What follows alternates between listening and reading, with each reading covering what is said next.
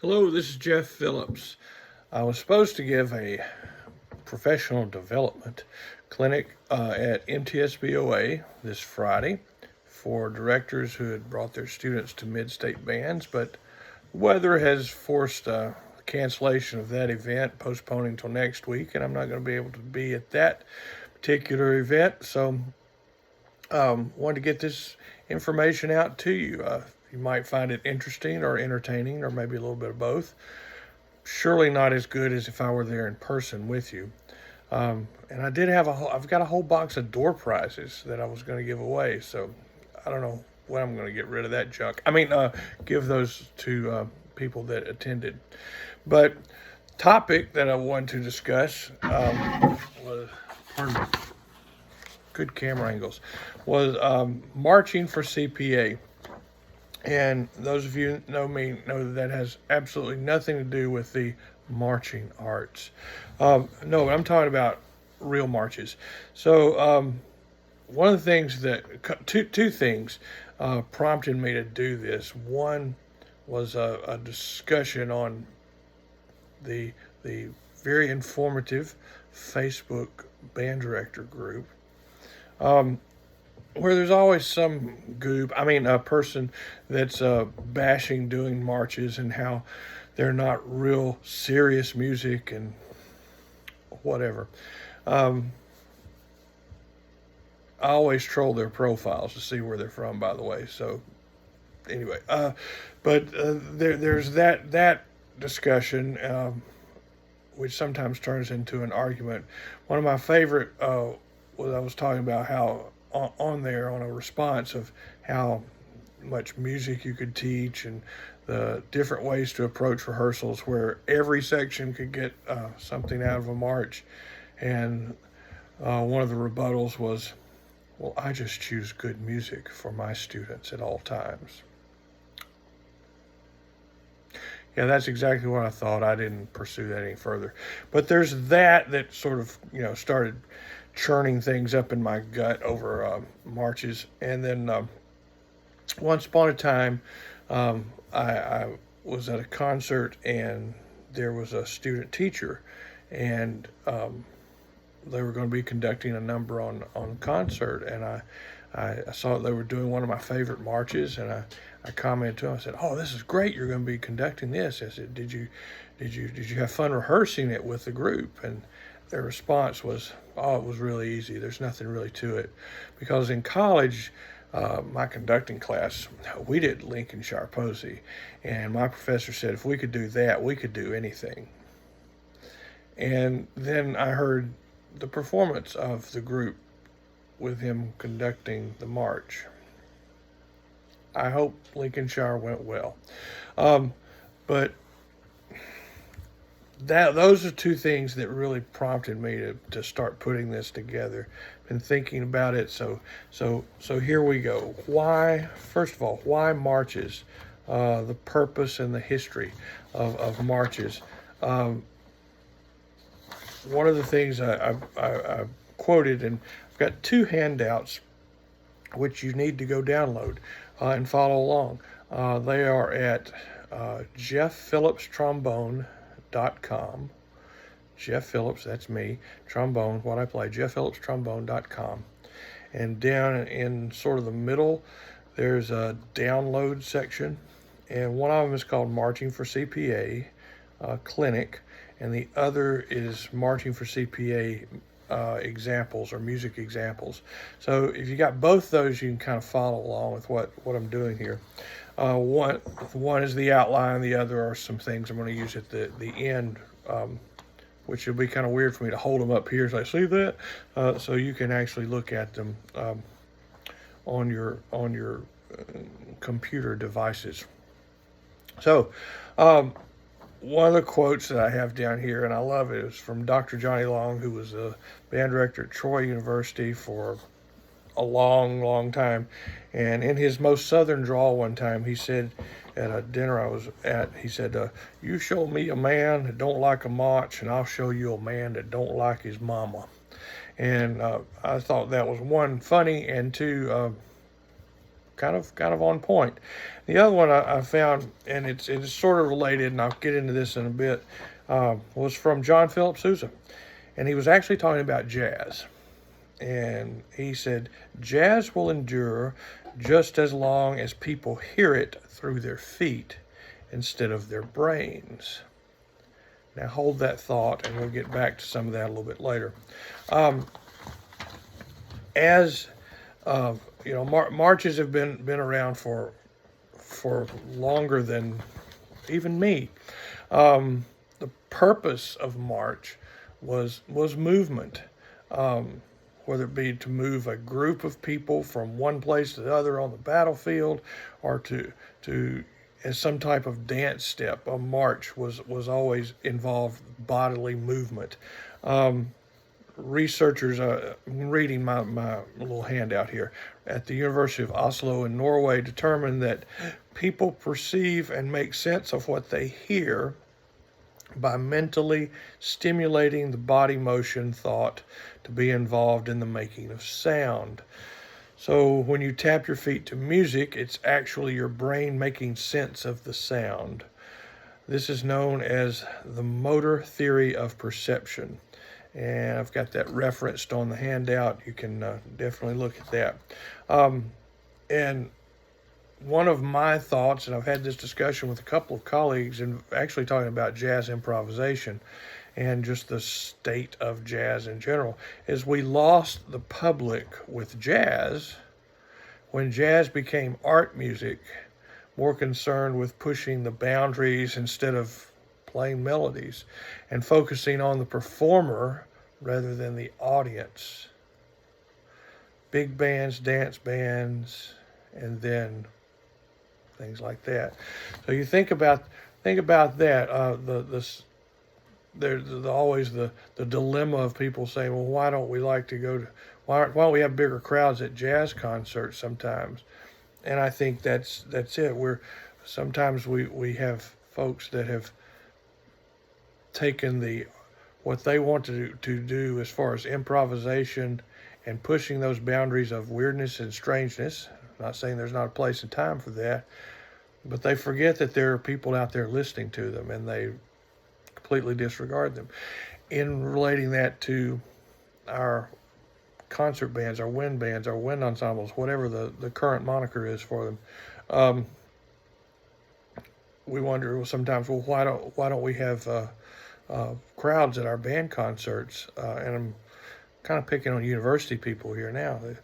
Well, have you looked at what you're playing?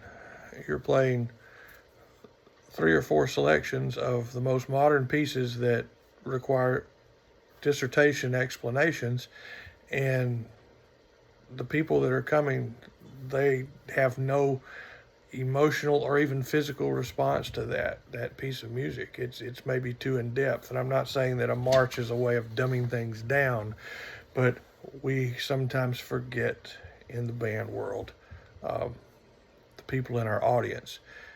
So I guess one little bit of advice is don't be so self-centered on your band programming.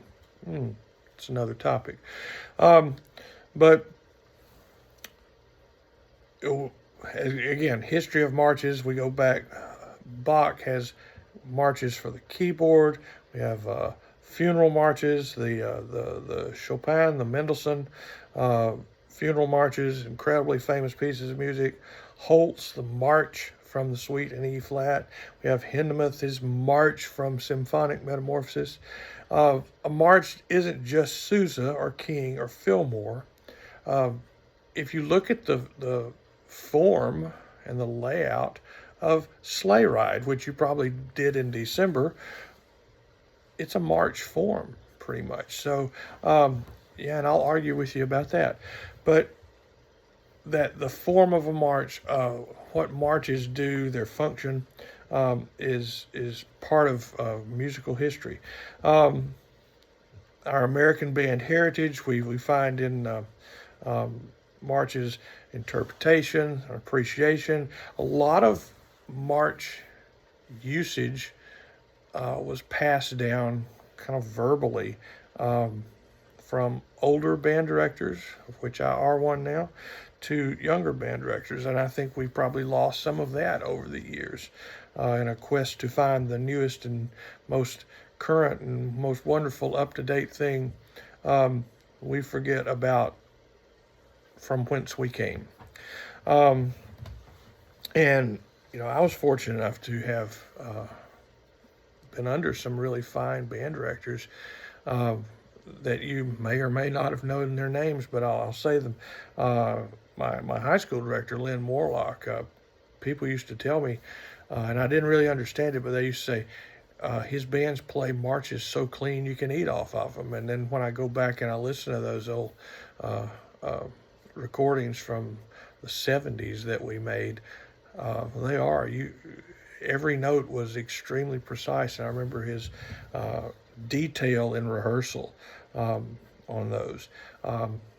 Dr. Steve Grugan was the associate band director at Western Kentucky when I was up there, and I would do marches with the concert band, and he would always sit down, and he really taught me a lot about how they work, not just the form and the layout, but about how to pick out particular places to accent and things to look for in rehearsals.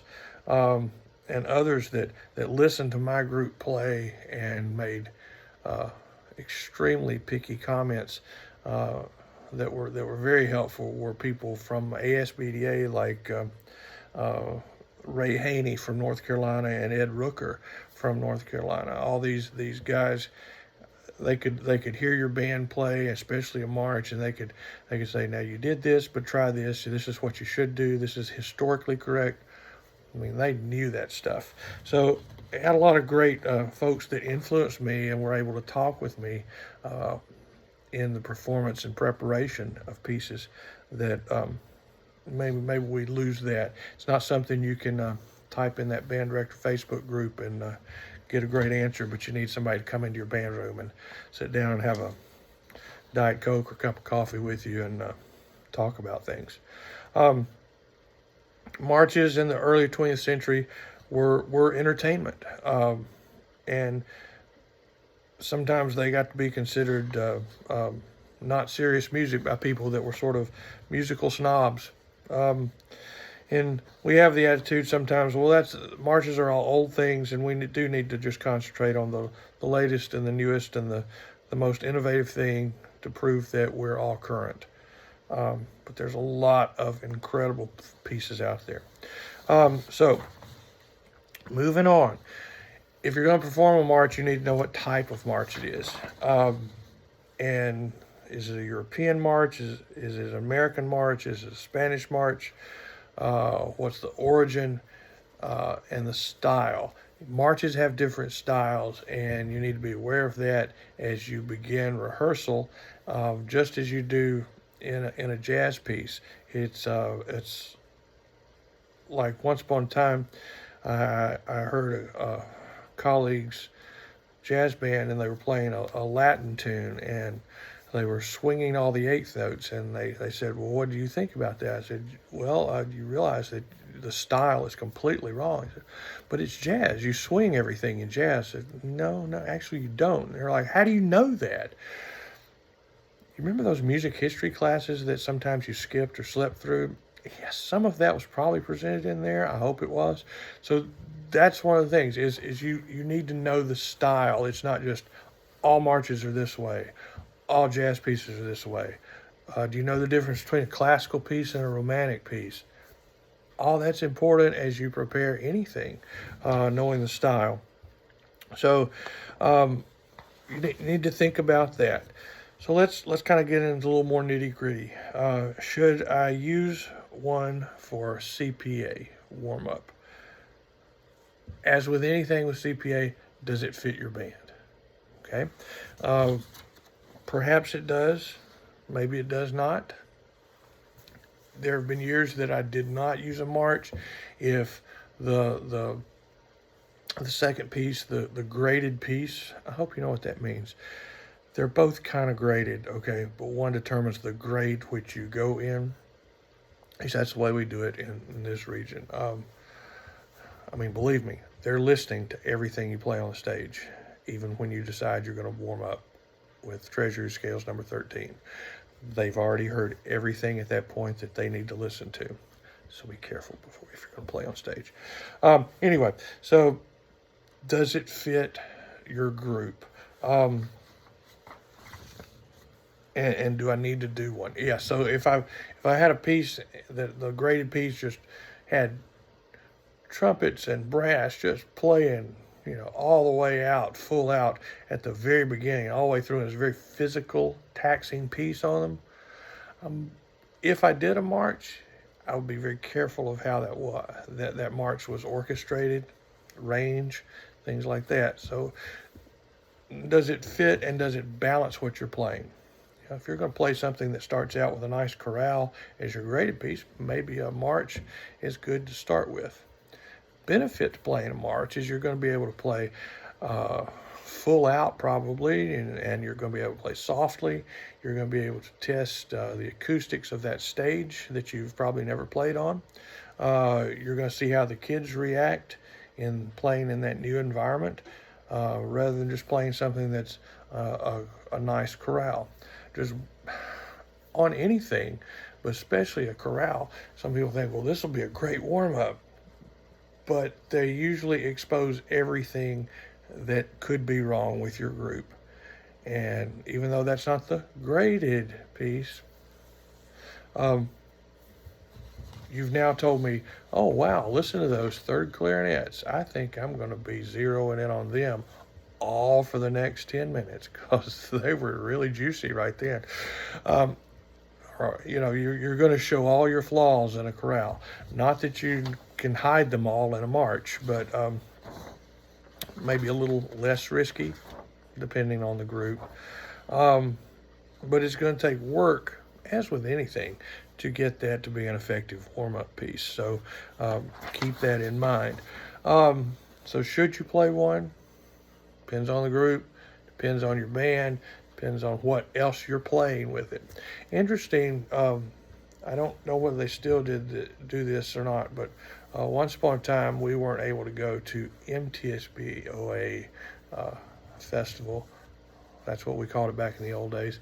But because it fell on spring break, they didn't have multiple sites like they do nowadays. So we went to one over in West Tennessee. We applied, went over to a WTSBOA festival. And at that time in history, you actually had to play 3 pieces. And one of them had to be a march. So I thought that was kind of interesting. I went to another festival someplace over the years. I had in the fog of my memory, but you did a march and then 2 others. So sometimes that's a common thing. Not here, but if it is, good for them. They haven't cut something like that out. I want to go through some rehearsal techniques, which is probably what you're here for anyway, but let's just start with things to look at. First is, I mentioned the style. The style is going to determine the articulation, and that's key to a march.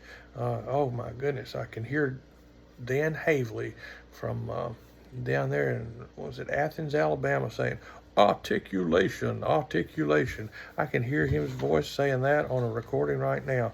And that is really the key, not just to a march, but to anything. And you got great places to teach articulation, staccato, legato, marcato, you name it. It can be in one march. You can get all of those things taken care of in one piece of music.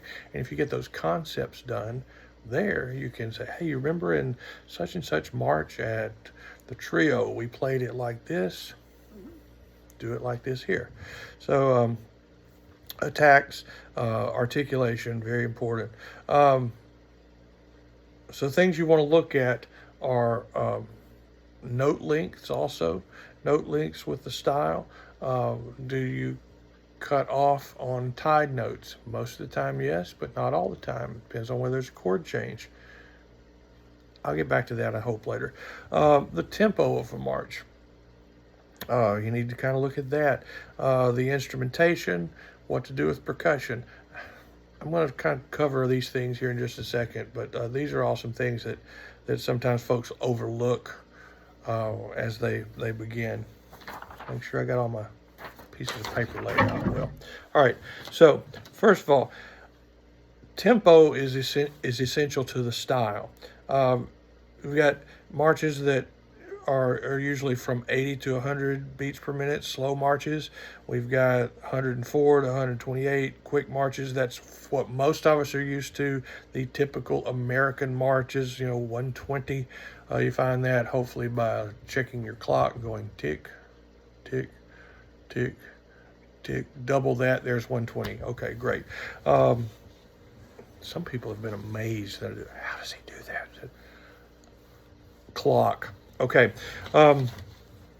So, and then marches that are faster than that, 132, 160 plus, double time marches, circus marches, things like that.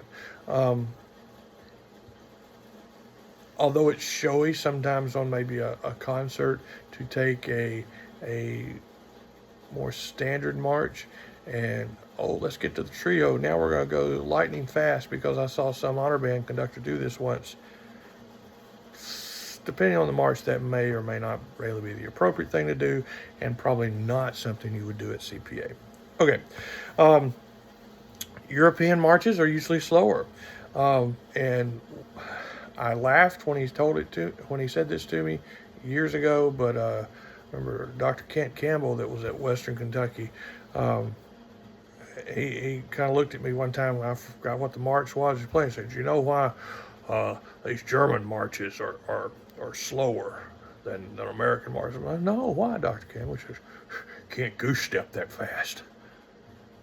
Okay, it's kind of funny, but it's true. And if you think about your typical European march, they're going to set around 100 to 110. So playing them at 120, 132, it's not really going to fit the groove. It's not going to fit the style. So you need to know the origin again.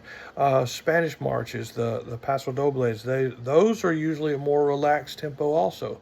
You can play something that goes, but it lays better.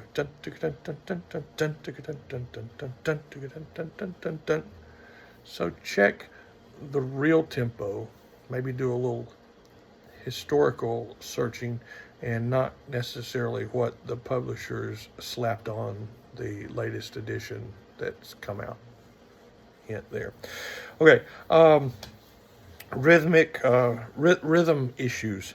Precision and subdivision are essential. I know we teach this, or at least I hope you do, but those are things that in marches are a lot of times are assumed in the process of rehearsal, but we're not taking good care to make sure things are in exactly the right place. In your duple meters, things such as the dotted 8/16, most misplayed rhythm, very careless. It can go da da da da da da da da da da da da. And you go, wait a minute, it sounds like you're playing a triplet. Exactly. So make sure that students are playing da da da da da da da da da da da da. If anything, exaggerate that. Put a little space on the dot, the side dot instead of the top dot. Play the dot like it's a rest. Heard that told to me before. So those will also tend to rush as the dotted note is compressed to the 16th, and all of a sudden, and that group that's playing that is going faster. So having that constant subdivision, and that doesn't mean that you torture your children with Dr. Beat through the entire rehearsal. Please don't do that. That's another clinic. So look at that compression of note division in the style will cause rushing. Other thing, problems with 6/8 marches. It's the same thing, but it's even worse. Elder statesman band director one time said, never take a 6/8 march to festival because they'll eat your lunch. they're very easily, it's very easy to play a 6/8 march badly. And, think about it, but just that simple eighth note, eighth rest, eighth note.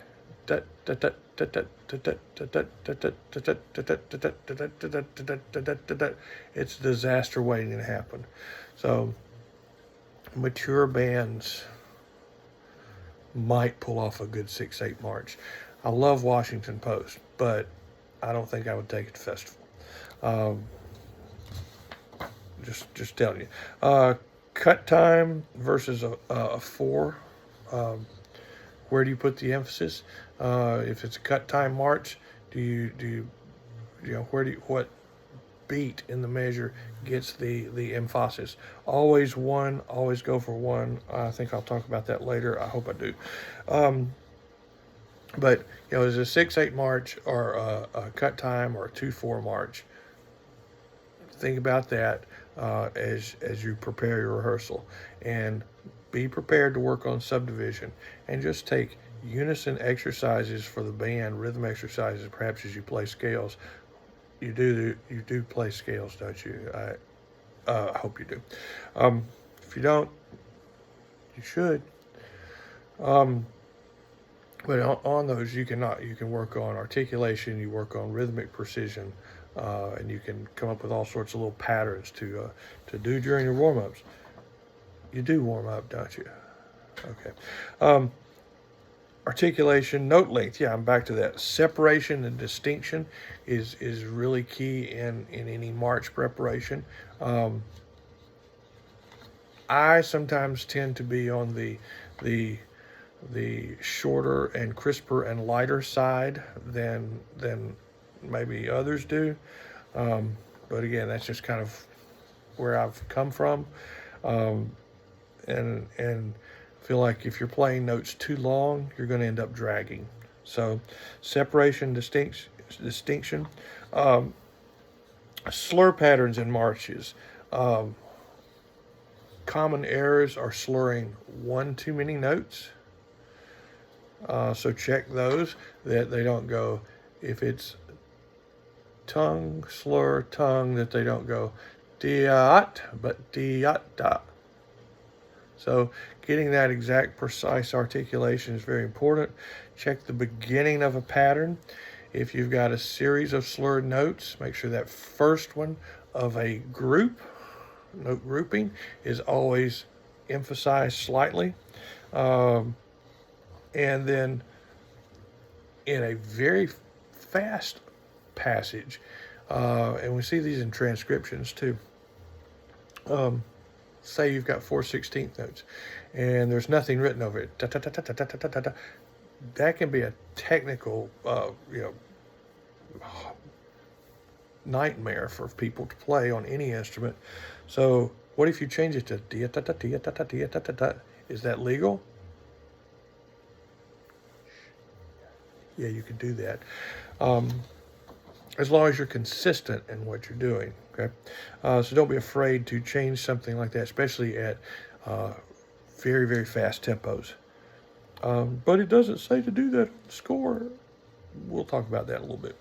All right, accents, weight and length, not just front attack. Okay, sometimes band directors and especially students will see an accent mark and they'll go, that means to tongue it really hard. Not necessarily. Maybe it just means a little more weight. Maybe it means a little more breath. Maybe it means a little more emphasis, but it's not all front end attack. It might just be a little more length or a little more emphasis on that note. So how do you approach the accents? Kind of decided that. There was a judge one time, I won't say his name, but anyway, his buzzword for the entire CPA event in Middle Tennessee was agogic accents, which a lot of people had to actually look up what that word meant. Anyway, that's the natural accents. So where do the natural accents occur in the piece? Normally in every piece, and I can pick on you on not just your marches but in everything, if you'll give beat 1 of a measure, more emphasis, kind of put the weight of the measure there. It's going to make all the difference in the world in the way your piece sounds. There's a reason that pieces of music are separated into measures. It's not just to keep up with. It's so that the emphasis will be in certain places at certain times. And again, it goes back to that movement and that body reaction to the music. Where do we feel the beat? So a Gajic accent, can you get that one of each measure? And then what about beat 2? Sometimes beat 2 is actually marked to have the accent. Is it 1 all the time? Sometimes it's 2. When it should be familiar with enough with your selection that you've done that. And where's the cool chord? What cool chord?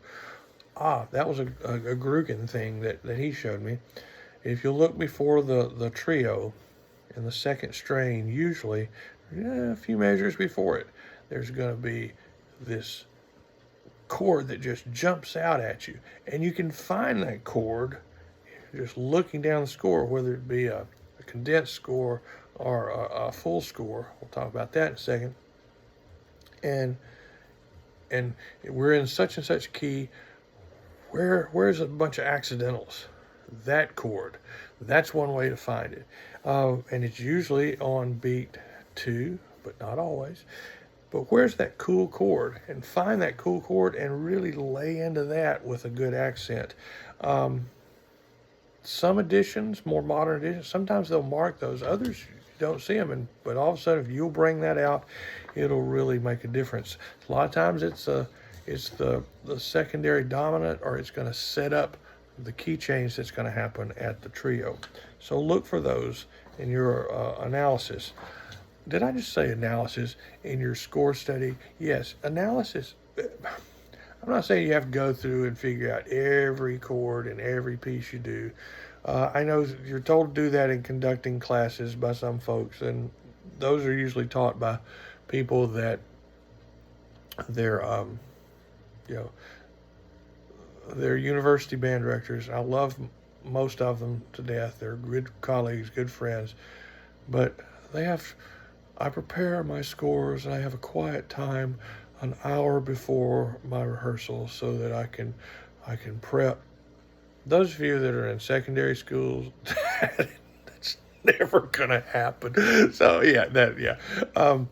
yes, you should study your scores. You should do. And score study is more than putting on the demo recording that you found on J.W. Pepper or Stanton's and practicing moving your arms. Okay, that's not score study. Score study is looking for those cool chords. It's looking for key changes. It's looking for places where you go, that's going to be an awkward fingering for the third clarinets. What can I do to change that? That's score study. Not up, down, up, down, up, down. Well, at least that's my opinion. I'm sticking to it. All right. Next topic, dynamics, instrumentation, and rescoring. Okay. In a march, you're going to have first strain, second strain. You're going to have the part at the end that varies depending on the march. But you're going to have repeated sections. As a general rule, don't play them both the same way. Okay, even if it says it. Sometimes they'll say, mezzo forte first time through, forte second time through, but make sure you exaggerate that. You can do that. You can get those changes of dynamics sometimes by changing the instrumentation. If everybody's playing, it's going to be loud, probably. So if you're going to play it forte one time through, the second time through it's going to be mezzo piano, one on each part. That's a possibility. Maybe cut out your brass section entirely if those parts are already being played in the woodwinds. Maybe woodwinds and one tuba. Put your that way you'll be able to hear sometimes, or put the euphonium in playing along with the clarinet line. Changing the instrumentation is not a bad thing on a repeated section. So don't be afraid to do that. Plus, you can, like I say, you can cut some of those brass sections out on one of the strains almost every time, and that'll help save the chops for those guys. Um, so multiple players in, out, you can do that, perfectly legal. Um, Rescore octaves. Okay, so just because that precious little student, their grandmama bought them a first act piccolo for Christmas doesn't mean that you have to use that piccolo all the way through or at all. And well, there's not a piccolo part in this old march, so I'll just give them a flute part. You realize that piccolo sounds up an octave, so you've got your flutes screaming anyway. Now you're going to put something up on top of it. Maybe this poor child, that like they do, they have a first act piccolo and it's not going to play. So now it's sticking out an octave above that, and it's grossly out of tune.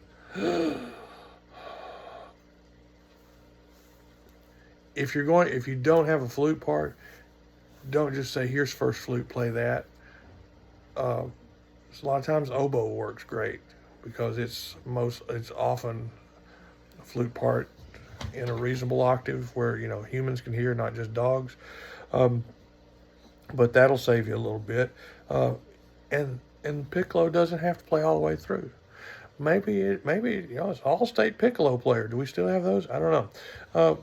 But they don't have to play all the way through the march. Maybe you just want them on the very last strain. Maybe that's when you want them to play. Maybe you don't want them to play on the trio. That's okay too. It may bruise their ego, but you don't have to have that all the time. And just lighten articulation. Staccato we see in marches, but think of it more as light articulation. Percussion. I don't like to play marches because there's not a lot of drum parts, and I got 1,000 drummers back there. What am I supposed to do with them? Okay, well, in general, smaller cymbals. If you've got access to more than one pair of crash cymbals, those gargantuan cymbals that you use in marching band, if you've got some that are smaller, that's probably going to be better. Same, you may not have access to multiple bass drums. Well, I second thought you probably do, but maybe think smaller instruments in general. This kind of bass drum as opposed to, well, you can't even see it. My hands are so far apart. That kind. If possible, that's not always a thing. Crash cymbals versus suspended cymbals. Times that you can use both. Okay, on one of the louder sections, and for the impact, maybe on that release of a suspended cymbal, maybe put a crash, just to add emphasis there. That could be something editorial you can do. Ditch the really tight marching band Kevlar or whatever they're made of snare drum heads. We don't need to hear machine guns. Just more of a cush effect on that snare sound instead of what I hear sometimes. Speaking of snares, sometimes we have snare drum parts, we have tenor drum parts. Tenor drum parts does not mean you bring out the quints or the quads or the however many you got strapped around you. No, that's not what we're talking about. Tenor drum, completely different thing in a march. So as you're looking at what to play, keep that in mind. Another thing you can do, maybe at the end, is put two of your snare drums at the end. They don't have to both play like full out loud, but sometimes that depth is a tone color that's kind of neat, especially if you've got multiple players. Let's see, what else? Oh, keyboard parts. Well, what are we going to give them if there's not a keyboard part? Well, am I going to give them a bell part, or have them play the flute part on bells? Bells also sound up an octave, so now you've got that. Maybe you don't want that particular timbre. Maybe give them an oboe part, because that's going to be in a more reasonable octave. If it is a flute part, maybe you're going to tell them to take it down an octave. Don't neglect marimba. Marimba is really good tone color, especially in a trio, because of that darker sound. Maybe you want to hear that. Some marches will have harp parts. Well, not all bands have harps. Let me rephrase that. Most don't have harps. So rather than run out and get one, you could use marimba. I used to have kids fight over the some of the harp parts and things like Stars and Stripes in Manhattan Beach, because they thought they were really cool, and they were like, oh, I want to play this, and they'd work their booties off to play it. And you can, or you'd have them have a marimba play like a tuba part, and cut your tubas out when you're cutting out the rest of the brass. You got all sorts of tone color things that you can do with your keyboard percussion that maybe we don't always think about. One kind of key thing, make sure all your horn parts are covered. Horns, we hate marches, we just play on the upbeats. Look at those upbeats. Possibly there's 3, maybe 4 different notes in those 4 horn parts, especially in older marches. Are those covered anywhere else? A lot of times they're not. If you've only got one horn, they're only playing one part of that chord, and you're not getting the full tonality of what's happening. Root is on the beat with the lower instruments. The rest of that chord's on the end of the beat. And if you don't have all those parts covered, you're missing an entire part of the harmony there. So make sure that all the horn parts are covered. Even if you've got to rewrite them, 2 measures for the alto saxes, 2 measures for the trombones, 2 measures for the third clarinets. Whatever you've got to do, make sure all those different notes are covered that are on the offbeat. It's not just a percussive effect. Those offbeats are there to provide that harmony, that rhythmic harmony.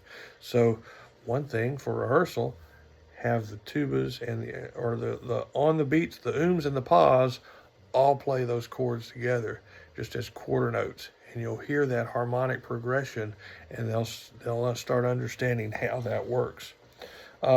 Scores, full or condensed. Well, yes. Full scores are handy. Condensed scores maybe will cause you to do more in-depth score study, but don't let, just because that's the only thing that exists, don't let that scare you off. Look at that as an opportunity to pull the first part from every instrument, look out, start making little marks in your condensed score as to where things happen, where you should cue things. It's a great opportunity there. Plus, they're a whole lot easier to analyze. You don't even have to have your harmony director to transpose for you on a condensed score. Okay. Introduction. Okay. So I'm getting into parts now. I'm almost finished. You have your introduction to march. That's going to set this entire stage. You want separation. You want the emphasis in the right place just within those first 4 to 6 bars. Repeated strains. Make sure you vary them, that you check the harmonic rhythm.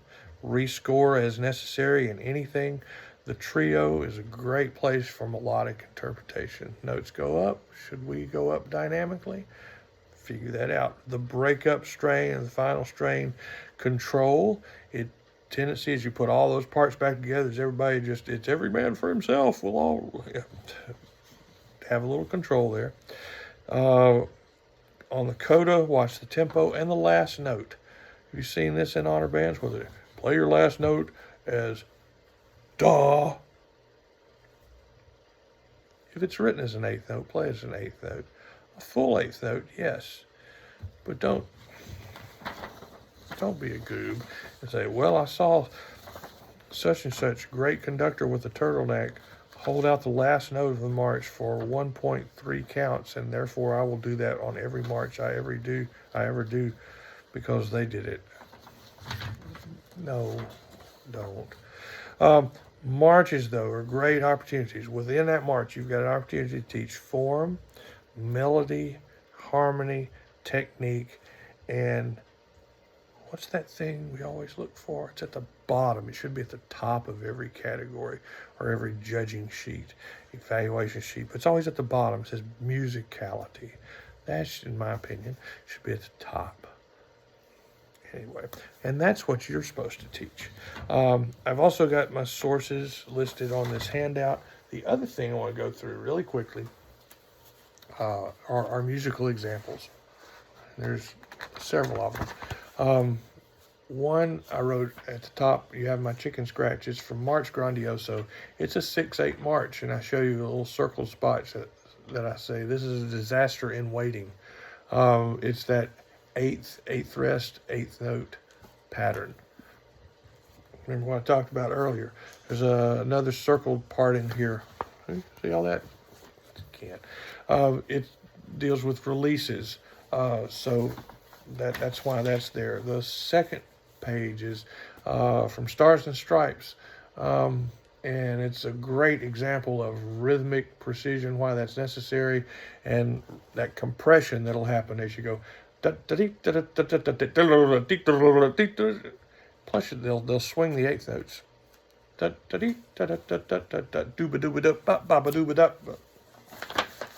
Precision. The page after that, I wrote length. I believe this is also from Stars and Stripes. Yes. Dee dee dee da da dee dee da da da dee da. How long should that release be? Dee dee dee da dee dee dee da dee dee dee da. Okay? You don't need to like hurt people with your articulation. The following page is a cool chord, and I wrote place to emphasize. It's not written in here to actually emphasize it, but it's a way to pick it out. You look down there in that fourth measure and you see, oh, there's an accidental in the oboe and the bassoon and all the clarinet parts and the sax parts and in the horn parts and in the trombone part. Maybe that's something that I need to bring out. So that's the only place it really happens. So look for cool chords. Following, I put this page in here because horn players, we hate marches because we're horn players and we're supposed to hate marches. Whatever.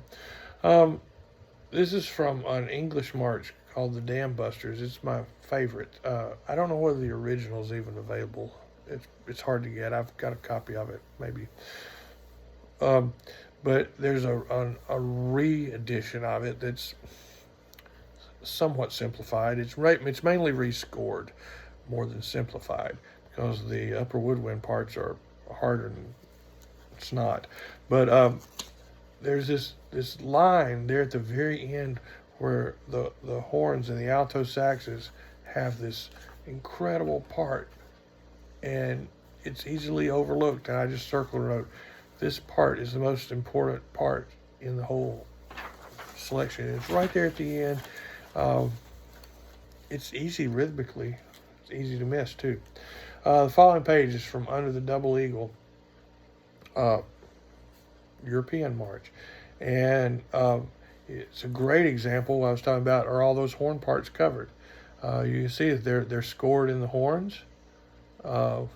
There's the other part of the chord. That's the pa of the pa. But nowhere else are they. So if you go, well, I've only got one horn part or one horn player, what do I do? Well, you need to put those someplace else. Tenor saxes aren't playing there. Barry sax isn't playing. Trombones aren't playing. Your trumpets aren't playing. Put a cut mute in the trumpets, and but rescore those someplace for a couple measures. And then they go back to their other part, and you may have to pass that around. But those notes need to be covered. The next page, or actually the next two pages, are kind of neat. It's Host of Freedom March, and the handwritten parts on there are percussion modifications, and then a new snare drum part that was written. And these were done for me by Jim Suri, who was an incredible percussionist. I mean, the man, he's another March king from up there in in Wisconsin and places like that. And he taught percussion for years. I think he was like the founder of the Percussive Arts Society. And he did a clinic with my band one time, and on marches.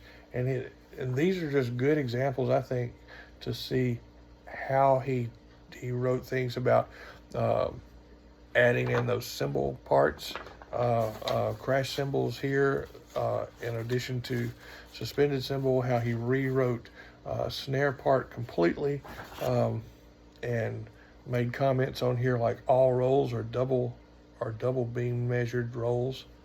Do you think about that? I don't know. Just have him play something. But those are two good pages right there of just examples of from Host of Freedom that he rewrote for us. The next page or two, I believe, are from Manhattan Beach. I love Manhattan Beach. The trio there, you see that part at letter G goes. That's in your second and third clarinets. Well, maybe you need to let your first clarinets play that and switch parts there. I'm just saying. I mean, maybe your second, third clarinets can play those arpeggios at that tempo. And if they can, good for you. But, don't be afraid to flip a part there. I mean, you can have work on it, but the next page also is from Manhattan Beach, and I wrote down how to end. The only reason I did this was because years ago I was doing this march, and I was looking for a recording. Back before the days of Google, when you actually had to find things, and I found a recording of the Marine Band conducted by Gunther Schuller, I believe, and he reversed it. So, like on the score, it says, ding dun dun dun dun dun dun. First ending, bum bum. Start the last strain over very soft, and you build to the end, ding dun dun dun dun. And he reversed that entirely. He got there to the first ending, and he crescendoed, started that repeat full, and he got down to the end. It's like ding dun dun, ding dun dun. I said, that's the coolest thing I've ever heard. I've performed it a couple times, and I've done that. I love it. You might mark it on the judge's score that you're going to do that. But, hey, work for the Marine Band. The next things are just a couple of examples of different types of scores. This military escort, this is out of the old Bennett Band book. Condensed score. They don't write any percussion. Does that mean they don't play anything? No, it just means you need to go check their parts out and maybe write your own little things here so you can rehearse it. Second page is Washington Post, condensed score, but they've written out everything down there. Kettle drums. I love that old term. Kettle drums, and then you have your snare and your field drums, your tenor drums, cymbals, bass drum. And so you have all of that written out. But that's not everything. You can modify a lot of that. The next cool march here is Zacatecas. This is a re-edition here, arranged by Andrew Glover, which mainly he just took out the old D-flat piccolo and things like that we don't have hanging around a lot. And he just sort of reorchestrated some things like that. But you see his version, and then the next page is an older version of it, condensed score. And yes, and I have that piece of music there from copyright 1903. I actually have that in my library. Same piece, but just I think it's interesting to look at the way they look, the condensed score versus the full score.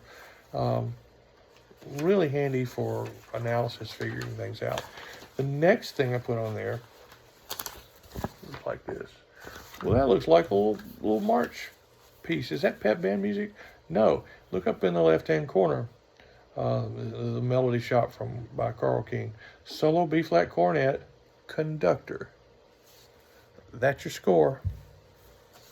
You can find a whole lot of stuff, older things written like that. Well, how do you know what? Well, you can see some of he's got some cues written on there. Some of them are the solo parts. Some of them are for your cues for the other parts for the conductor. got your work cut out for you on that. I've probably got about 100 of those pieces. And this last page here, these are these old folios. Just I inherited tons of these. I've probably got 100 different sets. Uncle Henry Fillmore's all-purpose band book for parade, field, festival, and concert. Yep, all sorts of marches in there and other types of music. And then the King March Book #1 by Carl King himself. You can see the instrumentation that it's published for. Each book 50 cents. There you go. We got tons of those, and they still exist. They're kind of fun to read out of. You just have to kind of reorchestrate things. But again, don't be afraid to do that. So there, that's everything in a nutshell. The dogs were good. They didn't jump up in my lap. You know, if you got bored, you can turn it off. You can go get a cup of coffee or whatever. And that's kind of all I have. Hope you enjoyed it. Hope you learned something, or maybe I piqued interest. And of course, there's no editing on this because I don't want to take the time to do that. That would require production and many more hours. So this was just straight through. If I said anything that you're like, huh, and you go back and you listen to it, and go, hey, you said this, and you got a question about it, feel free to reach out to me. You can find my contact there on the website where the handouts are, jeffphillipstrombone.com. That's easy to remember. I picked that and was able to get that, and it's easy for me to remember too. So there, jeffphillipstrombone.com. In the download section, you have things. There's some other things there that you might find useful and entertaining, and videos and more. So, sorry I couldn't be with you in person, but as you prepare your marches, don't be scared of marches. Okay, marches are your friend. They're your friend. That is all. I'm not going to go play in the snow. All right. Have a wonderful day, week, month. Happy CPAing.